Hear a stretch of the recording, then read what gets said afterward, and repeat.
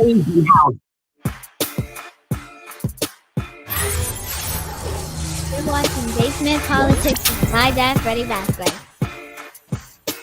I was raised in housing.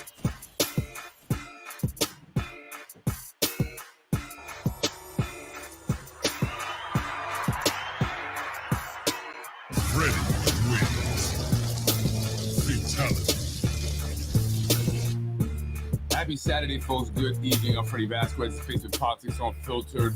Tonight, Tasha Diaz Petitions. I don't know. I'm not a $10,000 expert, but you help me out.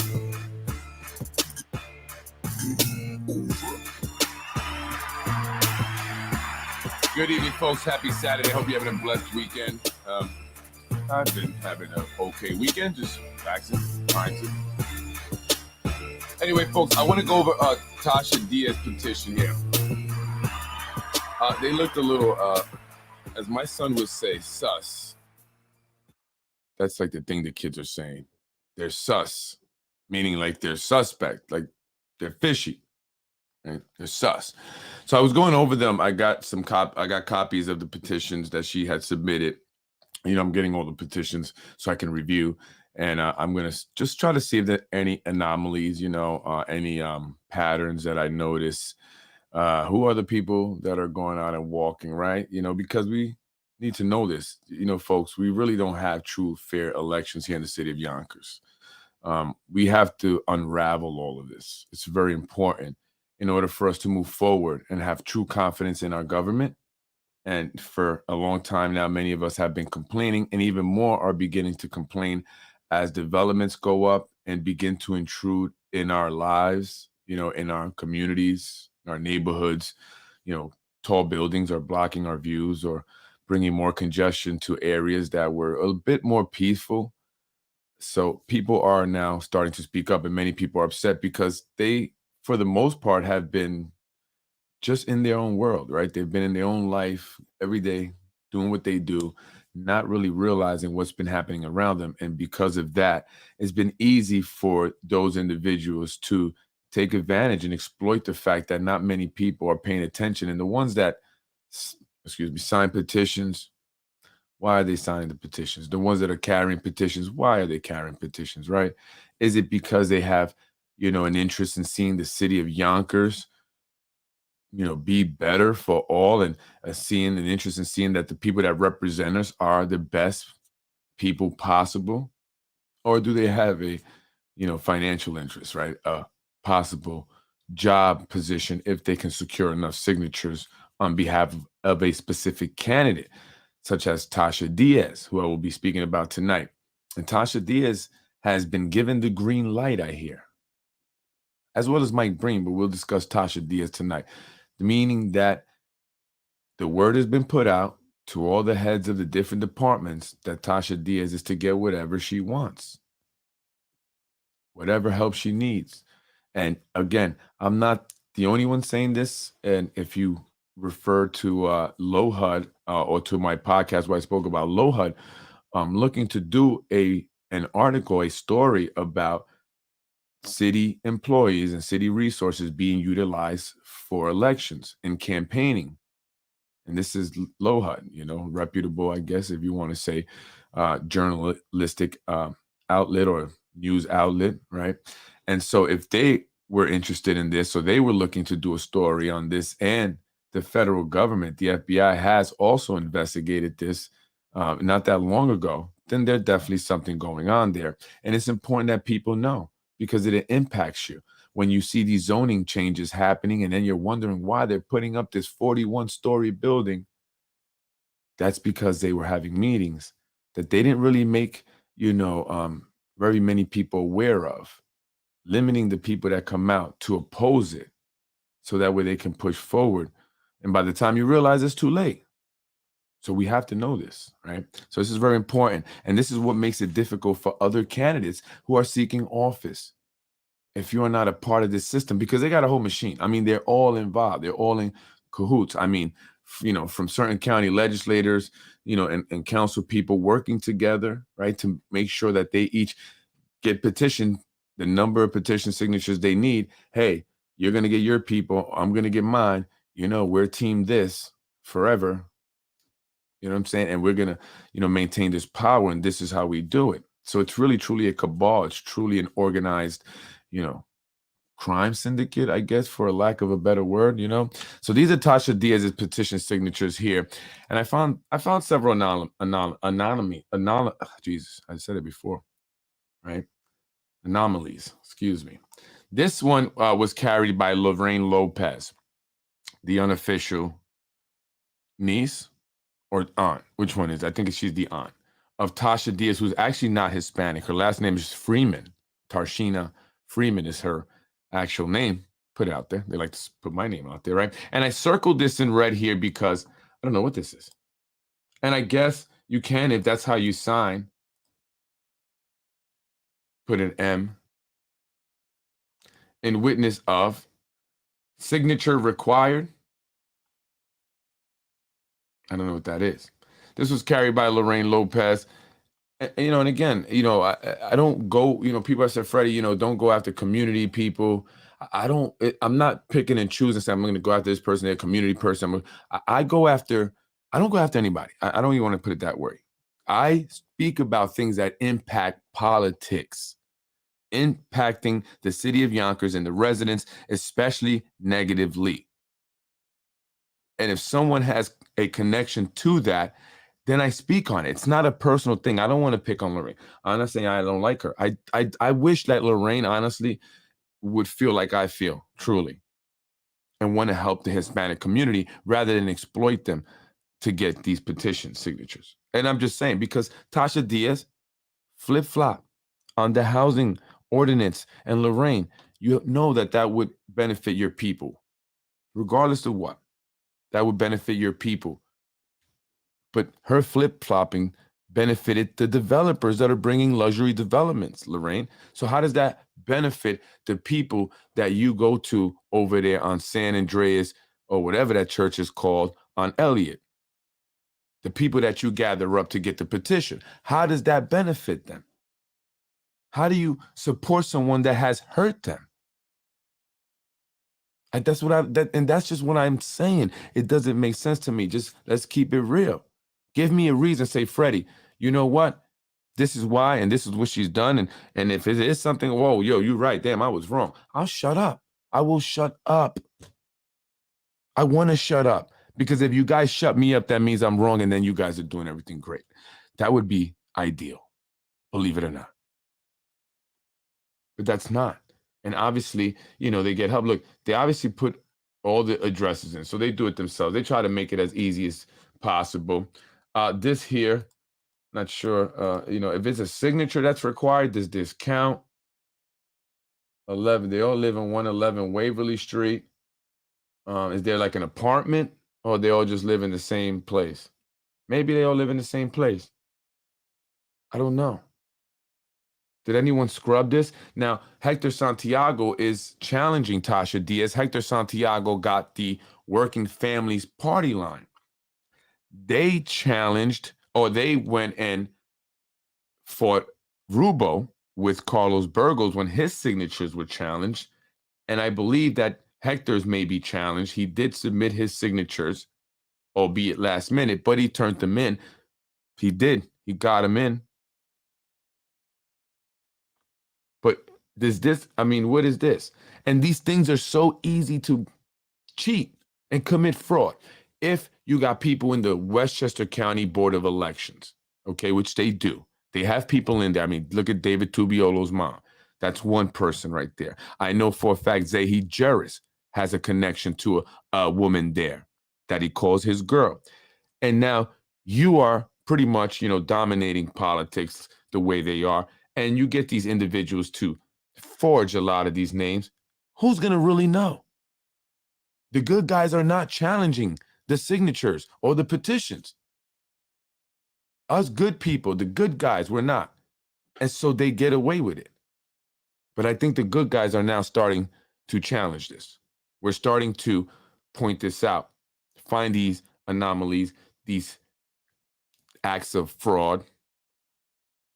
And I'll be honest, there are people that did not sign these petition seats. They have admitted to it.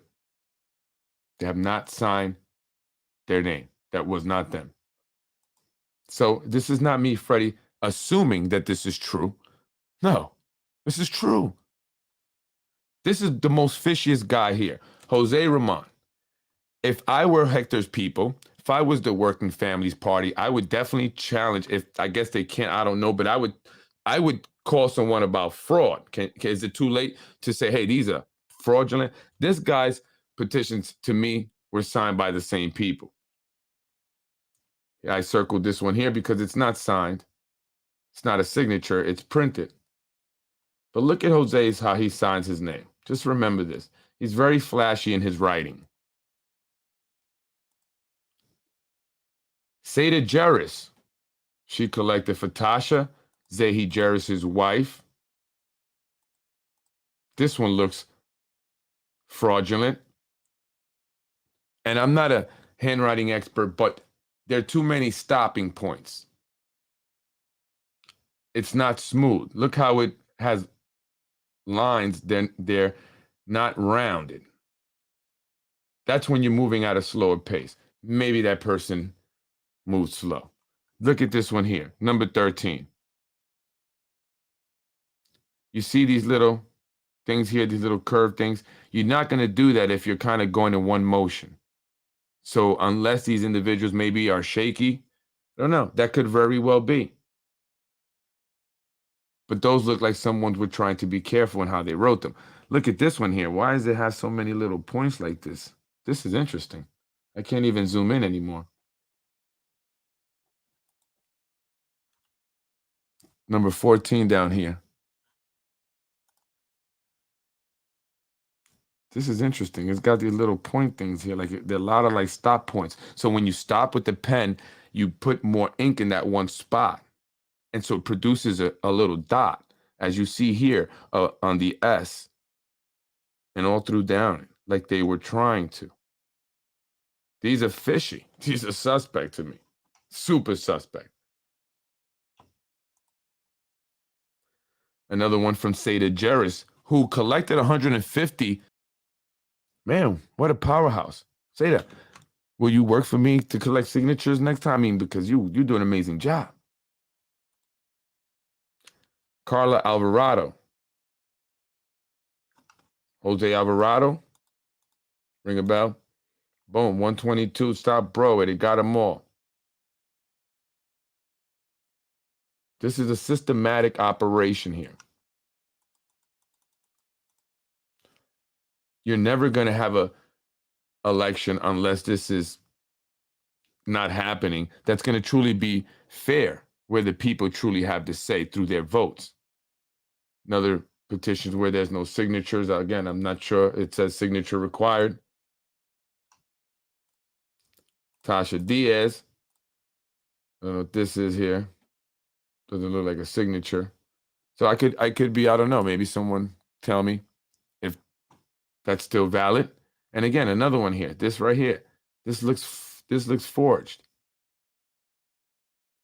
It looks, like people are trying to write this signature to look like the way it looks somewhere else. So they get their, what do you call those cards? Their voter cards, because the signatures have to match. So in case someone challenges, it has to look like it.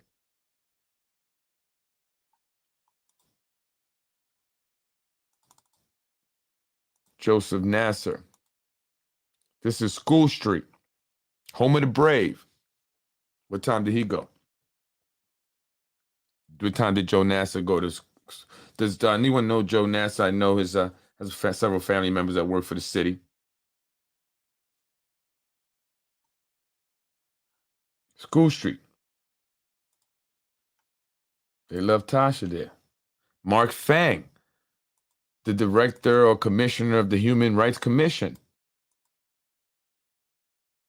This one looks suspect. Got these little points here.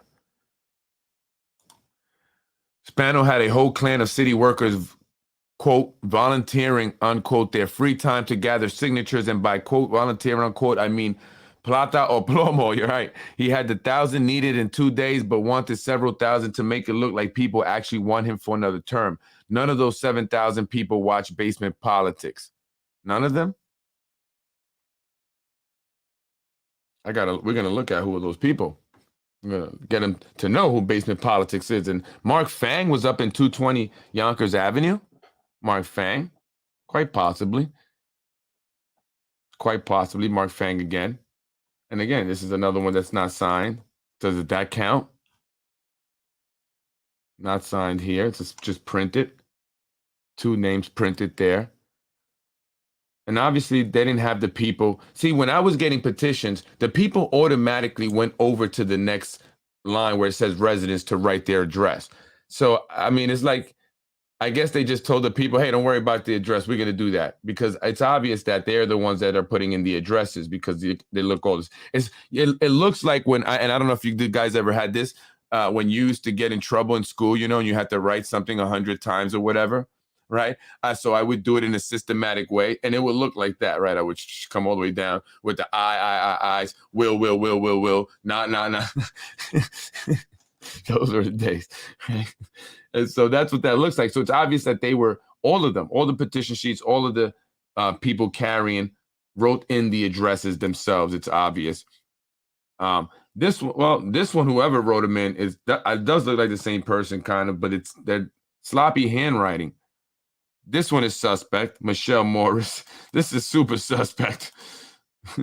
This one's super suspect. This one, again, no signature here, no signature here. Does that count?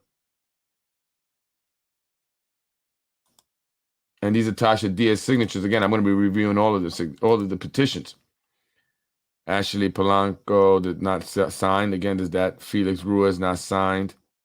This is Deborah Barker.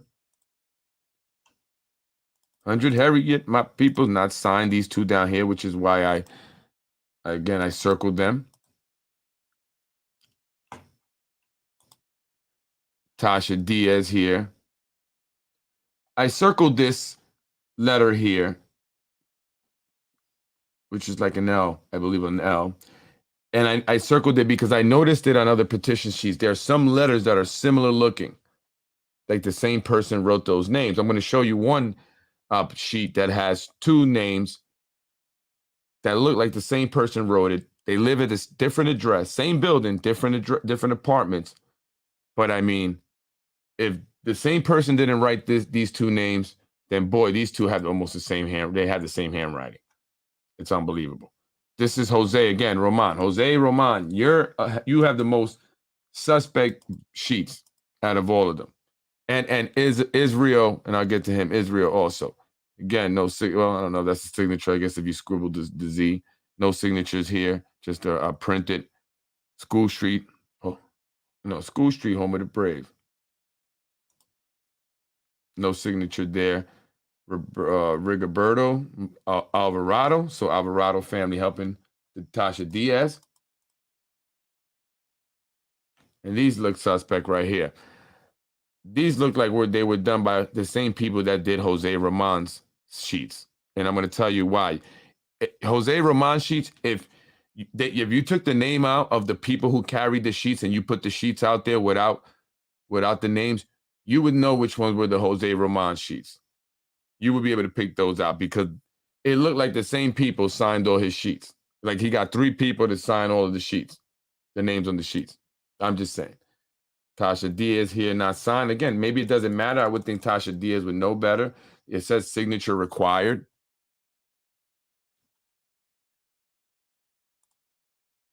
Again, Carla Alvarado, no signatures. Karina Alvarado there. No signature. Alvarado. No signature. This is Israel Rosa. Also has some. So here we go with this L here.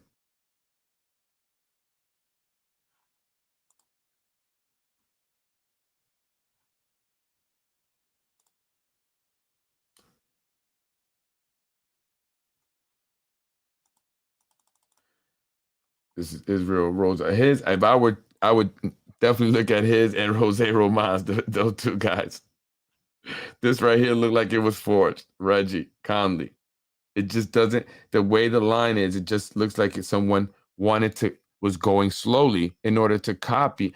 And you know why I know this because I know this. Yeah, I know I'm not an expert. I'm not a $10,000 expert, but there's been some practice of this.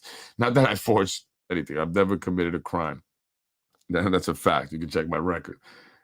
It's actually a good reason why I have familiarity with this.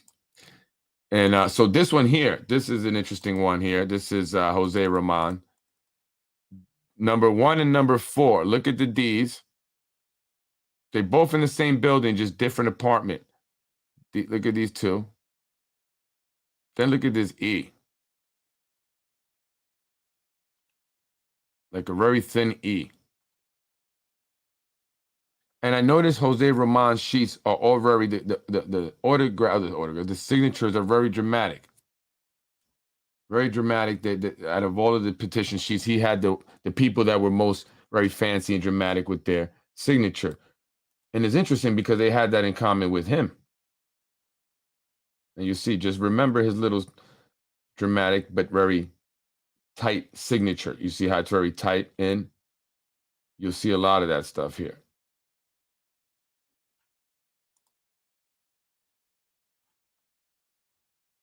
Very tight in. You see this J a lot here in the signatures. So there was either one doing it. I don't know. But I also found it interesting that it was Frankie Jarris who was her, the guy who signed for her petitions when submitting. Frank Jarris, the son of Zahi Jarris, a man that was convicted of political corruption.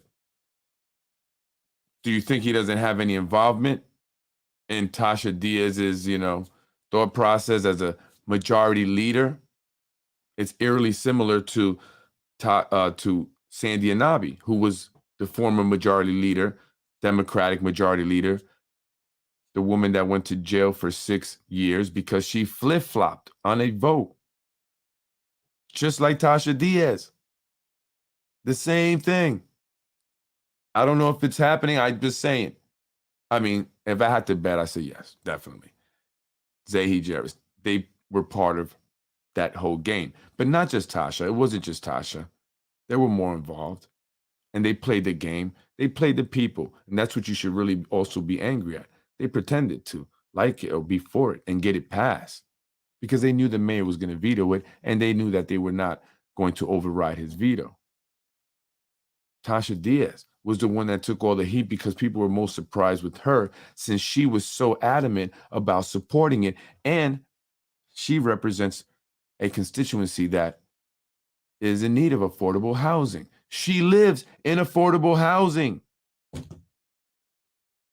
But I guess she doesn't want more people to have that opportunity. And so did Zahi Jarris get her to flip-flop? I mean, you can see the changes, the materialistic changes that have occurred in Tasha Diaz from when she was following Virginia Perez around to now. Like Cinderella. I guess they're paying good as a councilwoman, right? Or is she getting other funds from somewhere else? Maybe Zahi Jarris got better with hiding the way he gives money and gifts and other payments so that Tasha Diaz falls in line and votes accordingly. He made the mistake once with Sandy Anabi. He ended up in jail for 4 years. Guess he learned he's not going to make that mistake twice. But he's got his son involved now. He's got his son signing this, and he is the campaign strategist, right? And how much is he being paid from the campaign money being raised? And is that really going to Frankie Jarris, or is it going to his dad, Zahi? Will that be in the expenditures of Tasha Diaz's campaign? We'll see. So I thought that was interesting there. And his mom went and carried petitions and got a lot of signatures. So I wanted just to talk about that. It's not going to be on long, because that's important. It's very important. That's election fraud. They're utilizing these food drives, as I read a comment yesterday about a man named Jeffrey Meyer. And Jeffrey, I'm sure your friend may call you again and tell you about this. But hey, it's a reality that we have to discuss. The man from Tampa somehow seems to be very involved in politics here, utilizing his food drives. But I'm not the only one that thinks so. Right, Jeff? You've gotten into comment arguments or whatever you want to call it with other people too, who have accused you of the same thing, because we see it. People are starting to wake up. They're starting to realize the corruption that's been going on for a very long time. And now we're going to expose the details of this corruption. It's a thing that's going to take some time. It's not going to happen right away. But we're not going to stop. We're not going to, just quit anymore. We're not going to be afraid anymore. And more people are speaking out. More and more people are starting to come together to organize and really do this using their brains, their intelligence, smart people starting to put this thing together. They are tired of it. Enough is enough. Enough of the corruption, right? And so that's what I want to show you there. And it's unfortunate because there are a lot of good people that will probably not get on the ballot, or even if they get on the ballot, I mean, folks, they cheat. They pay people. They pay people for their votes, okay? So they will, and this is why certain people get certain things, right? So you get certain individuals that are, their underlings, right? And they'll go and say, hey, do you want a job? If you can get X amount of people to come out and come to my event writing a check, that's going to help you get a job. Also, once I'm on the ballot, you get those people to come out. Let us take their ballots, allow us agree to submit their ballot on behalf of this candidate, and we'll pay them. How many people can you get up here? How many people will sell their vote? And in this economic times, you better believe that's going to be a lot of people that are going to be going up to sell their votes. So some of you individuals, and I know who you are, I got your names. I'm not going to say the names, right? That's going to be for someone else. But you guys are committing fraud. You guys are committing crimes. Just to get jobs, just to keep jobs, just to get promotions, you're committing crimes. Everything, ultimately comes to an end. That's one thing I learned about crimes. And regardless how long you think it may have been going, ultimately, it becomes too much. And that's where it's gotten to this point.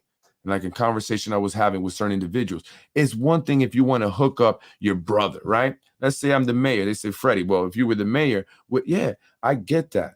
My brother needs a job. Yo, go put the application in. At least have some, civility when you do it, some integrity. Put in the application, make them wait a little bit. But yeah, you're going to want to hook up your family member naturally.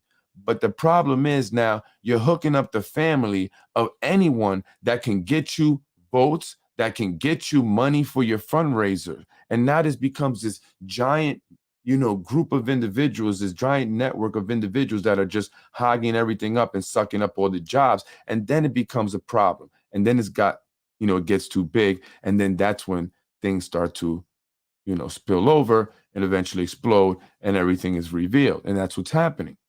And that's what's happening. You see how I've played the audio with Mr. Allah Neighbor. Let's just put it out there, because I'm sorry, folks, but people know you were discussing this with somebody on how to get a job. And what's, sad is that this individual really, truly wanted a job. Like, he wants a job, yo. He's been trying to get a job forever. Probably a good guy, has no history of any arrests, criminal, nothing yet. And still there are other individuals. And this is the only thing, because I get it, folks. Some people don't like me because I know I'm from the streets. I get it. First of all, talking on the podcast, the information, that's not something that we in the streets would consider cool, right? Snitches get stitches. Snitches get stitches. But this is different. And this is the problem, is that other people suffer as a result. So who's going to stand up for those people, right? Maybe you're getting the hookup, but then there are a lot of other people that are getting left out. So how do you want to make your money, right? How do you want to make, so yeah, you get the hookup, but you don't care about anybody else. That's just not the mentality I have. And this is politics. So what we do is we speak about it. This is not the streets. It could be, however, but this is not the streets. This is politics. And one thing about politics is exposing it is what creates the change. And there are a lot of other people that are from the streets, that come from where I come from, that would love to have gotten a job. And they've submitted their applications and they've waited for years and still are waiting. And so what about them? Screw them because you're good? Oh, don't say nothing. Because I'm not looking for the DPW job. I'm not looking to be a police officer. I'm not looking to be a fireman, right? So I'm talking about the other individuals that would love to have gotten a job with good benefit and pension. So that's why I speak on it, right? But I get it. I understand. Definitely. Yeah, you want to hook up your people. I get that. I do that now, try to hook people up. And sometimes it bites me in the ass. You see what happens to me. Ruros put it on blast when I try to hook up a family member, and look what ended up the result. But I still try to help people. So I am trying to look out. Right? But at the same time, I don't take away from others trying to look out for some. That's the difference. I try to look out for everyone, and it's up to the people to take advantage of that opportunity. And so that's the difference. So I get it. I definitely want to look out. I would definitely, but like when it becomes, when you're cheating the system, it's like, it just becomes like a piggish, there's a level of integrity, right? You know what I'm saying? Just so imagine that, if you want to put it in those terms, because I was talking to some individual in the street, right? When you got a guy, he's got an area, he's making a lot of money, right? But now he wants your area just because he wants more money. Comes over, starts killing you, then goes over, kills the other guy. For what? Just everybody killing each other when everyone's already making money, but it's just greed. Greed, greed is not good. Greed is not good. Exactly. It's not snitching in politics. The Spaniards do not think twice about destroying people's lives to the benefit themselves. Nobody owes them anything. That's right. And also they will do things to, they'll put information out because they, when it comes to really that, they put information out first. They've been doing this, they'll attack your family, your wife, they'll create lies, so at this point, like, it's gloves off, right? And not that I would rather have that or anyone else would rather have that, but people don't care. These individuals, a lot of them don't care. They will stoop as low as possible. We saw that with Tata in that race with David Tubiolo. They'll find something and then try to threaten to put it out there, some criminal stuff. They don't care. They will destroy you. They will destroy you rather than go through a legitimate race against you, right? So they're not playing fair. They don't care.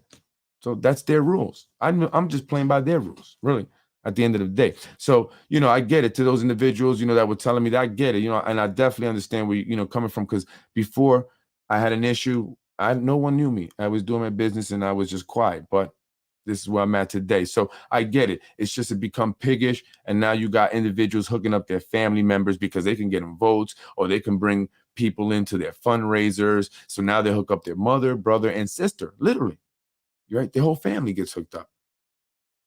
And they create jobs, take more taxpayer money, less money for the schools, less money for programs, right? The programs that at the same time you guys complain they don't have, and they don't have money for this, but then you saying, well, I will hook up my friends too, right? You can't have it both ways. You can't have it both ways, right? It's like you can't say, I'm not even going to go there. I just reminded something. I was talking to a woman, by the way, and maybe, I don't know if you happen to catch this, to the woman in, in Wingstop earlier today. It's amazing how, you can talk to somebody and having a great conversation, right? I mean, not like great conversation, but like getting along, just kind of laughing, whatever, and then all of a sudden you touch on a topic and it kind of like, and it's like, we were cool, everything seemed cool, right? Why? Because we have a difference of opinion on this.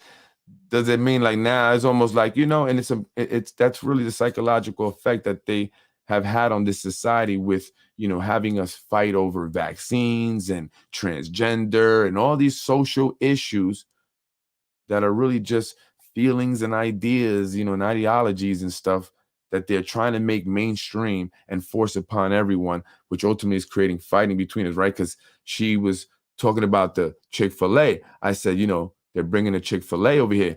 That Wingstop, they love people. People love wings in Yonkers, man. Because every time I call there, oh, we can't take orders on the phone; it's too long. Or they tell me it's an hour wait. I go there, half hour. Like, forget it. So I said, I can't wait for the Chick-fil-A to open up. Maybe that'll alleviate some of this. I was telling the woman, and she goes, I go, she said, oh yeah, but they're gonna put it there, huh? They got it to come, right? I said, oh, yeah, right. You heard about that? They were, Michael Sabatino was trying to stop it because he was saying they're anti-gay and stuff like that. And I said, yeah, they had that. She said, oh, well, there were other things too, because I said the Michael Sabatino thing. She goes, and also about the abortion, that they didn't want something in the healthcare to pay for abortion. Well, and I kind of get that too, right? So, healthcare, and who ultimately subsidizes healthcare, right? Taxpayers, right? So you taxpayer, me tax. So, we have a lot of debt, right? So we have to fund things, strategically. So we have to think, is that something we should also fund, right? But that's a choice. So, that's your lifestyle. You have to fund your lifestyle, right? That's what I'm saying. You have a right to, contraception, abortion, and all whatever, but you should have to fund that because that's lifestyle choices, right? Now, you don't choose to get sick. You don't choose to get cancer, right? You don't choose to get, a tumor or whatever, or you don't choose to fall and break your leg. You know what I'm saying? While you're at work, that's different. You know what I mean? So, but I didn't get to the whole argument with that, but I would just say, I was like, yeah, whatever, they don't abortion thing. I said, but what about the people, she said, your employer shouldn't be telling you what you shouldn't have to, what your insurance should pay for, what not pay for. I said, well, what about the employer telling you you have to get the vaccine and firing you for that? Oh, but that's different, right? That's different. How is that different, right? Ultimately, we're being forced either way, right? But I don't know. I think she had it wrong, right? Because people got fired literally because they didn't want to take the vaccine, which if you read the Pfizer reports, and if you want me to read them online, let me know. Send me some comments, and on the podcast, I will go through the Pfizer reports, the reports that they released themselves, indicating that they knew about a lot of these adverse reactions or these adverse effects. In their reports on clinical trials on kids, they reported 7-year-olds having strokes. And yet and still, they put this out into the market and forced it upon us. And our Yonkers Public School, they had vaccine clinics in the schools, systematically vaccinating these students. Is it because they're 77% Black and Hispanic? Why is it that the vaccine people who were going door to door were going only to certain communities? These things were bad. Pfizer says it. I'm not making this up. The Pfizer report is there. You can read just how bad they are. So if you choose not to read it, then you're doing yourself a disservice. They forced them to release it, and they're bad. Bad. It's incredible. That's, people are saying that based on what they read there, this is like a bioweapon. This was mass murder. The fact that they forced these vaccines on people knowing what they knew. And they're all there. And you don't hear CNN or Fox. It doesn't matter. Fox is the same thing. CNN or Fox talking about this. And that's sad. And so this woman, who I have a lot of respect, and I say, it's great that we can talk, have a conversation, just doesn't understand that, doesn't know that. Maybe you watching me now think I'm crazy, and you may not understand that. If you haven't read the Pfizer report, you cannot sit here and debate me. You cannot disagree with me. You cannot doubt me. You cannot discredit me. Point blank, period. Stay away from those things. I'm Freddie Vasquez, Basement Politics Unfiltered. Have a beautiful night and the rest of the weekend. See you. I'm out. Anthony, tomorrow, Brian Harris is going to have something to say. Hey, Brian. That's the most interesting man I've ever met in my life. I didn't even meet the guy. I met him once when I went to his door to ask him why he feels the need to mention my daughter and post her picture and then call her cute. This man had his parents protesting in front of his apartment because of sex crimes. And he's calling my daughter cute. No way. So, folks, that guy keeps posting stuff about me. It's funny. And he was writing stuff about Anthony DiMaggio because I guess at one point, we can't. Things happen, Brian. We have lives. I know. We don't stay home all day, have, HUD, municipal housing, or whatever other tax-funded agency pay for us to live, Brian. So things come up and we have to cancel. But don't worry, we'll be on, Brian. If you're going to miss us, don't Don't worry, Brian. And you and your friend Ruros have comments back and forth all day long. Anthony, don't engage him, guy. Don't even engage that guy, man. He's a loser. You're degrading yourself by engaging that guy. I mean, have you seen him in person? And when I went to his house, Anthony, to ask him about that, right? He was like in his underwear, like boxers. He was sitting in this chair, surrounded by filing cabinets. He has this apartment like an office, right? With a TV on in his front of it. He was sitting in front of the computer. That's all he does. And there's this Asian woman that just walks back and forth from one apartment to the other. That's how I knew where he was. She walked me to him. She said, "Oh yeah, I know Brian." She was going to his car. I said, "Oh, she must know Brian if she's going to his car." He has an old blue Caprice, like the old police cars, Anthony. And so I said she must know him. So she said that the first time. She said, "Yeah." And then she took me there, and as soon as you open the door, the weed smell hits you in the face. He's sitting there with a t-shirt on and some boxes, right? Like it just looked like a movie, like this scruffy, dirty guy in front of his computer, like he's watching porn, but he's really just terrorizing people. That's what he's doing. And probably watching porn simultaneously with the TV on, surrounded by filing cabinets, because he's made this apartment that's funded by us taxpayers his office. And I don't know if the Asian woman, which she's very real, I got her on video, she goes back and forth from one apartment into his, and she walks right in. So she doesn't knock. So he has, and she all the time, she has this relationship with him, right? I don't know. Somebody told me that was his wife, Brian. That's why I said that, right? But she's very real. I got her on video, Brian, going in and out of your apartment, okay? Because I wasn't holding the camera that day, Brian, but someone was that you didn't see, right, Brian? You don't understand. You just don't understand, Brian. But everything will be handled. I'm Freddie Vasquez, Basement Politics. Beautiful people. I love you. Peace out. Because I am from the street at the end of the day. We'll see.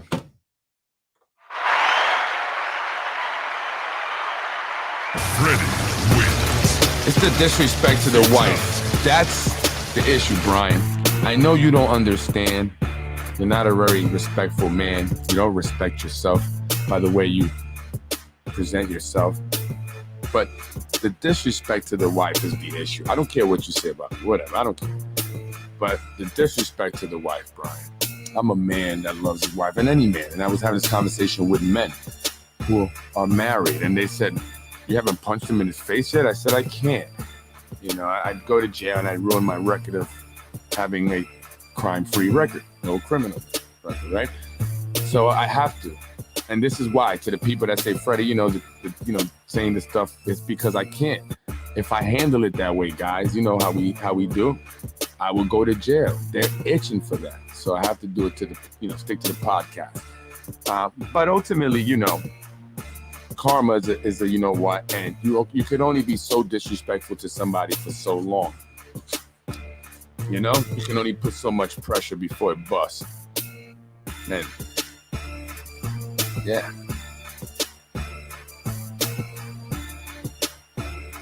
Everything is in time. I learned patience. Things happen when they're meant to happen. Freddie wins. Fatality. I was raised in housing. I don't. By the way, why didn't the working family parties challenge Tasha's signatures? Hector, why didn't they challenge her signatures on your behalf? No!